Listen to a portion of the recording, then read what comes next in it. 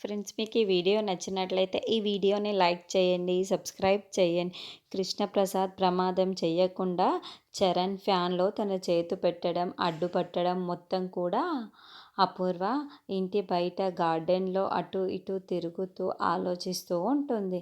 అప్పుడే నక్షత్ర అక్కడికొచ్చి, "మమ్మీ, ఇదిగో నీ ఫోన్ అడిగావు కదా" అని అపూర్వ ఫోన్ని తన చేతికి ఇస్తూ ఉంటుంది. "ఏంటి మమ్మీ, చిరణ్ చేతికి గాయమయ్యింది కదా, అందుకే బాధపడుతున్నావా" అని నక్షత్ర అంటుంది. "ఆ చరణ్ గాడు కావాలనే అలా చేసుకున్నాడు, పొరపాటున చేయలేదు" అని అపూర్వ అంటుంది.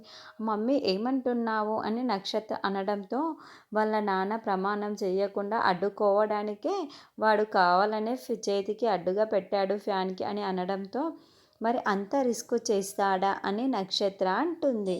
వాళ్ళ నాన్న ప్రమాదం చేస్తే ఆ ఇంటికి వెళ్ళకుండా ఆగిపోవాల్సింది ముందుగా వాడే కదా.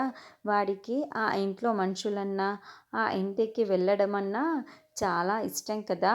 అందుకే వాడు ఇలా చేశాడు అని వాళ్ళ నాన్న ప్రమాదం చెయ్యకుండా అందరూ వాడి వైపే, కాయం వైపే చూసేలా చేశాడు అని అపూర్వ చెబుతోంది.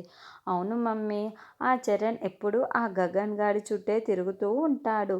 అంటే నీ ఆలోచనలని ఎదిరించే ధైర్యం వచ్చేసిందా మమ్మీ" అని నక్షత్ర అనడంతో, "అవును, నేనంటే ఈ ఇంట్లో వాళ్ళకి కొద్ది కొద్దిగా భయం లేకుండా పోతుంది.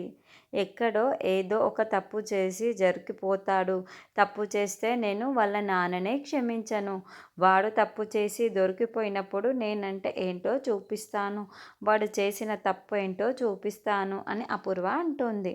"నువ్వు వెళ్ళు బేబీ" అని అపూర్వ చెప్పేయడంతో నక్షత్ర లోపలికి వెళ్ళగానే, "ఈ నాగుగాడేంటి ఇంకా ఫోన్ చేయలేడు, అసలు ఆ భూమిని క్లోజ్ చేశాడా లేదా" అని వెంటనే నాగుకి అపూర్వ కాల్ చేస్తూ ఉంటుంది.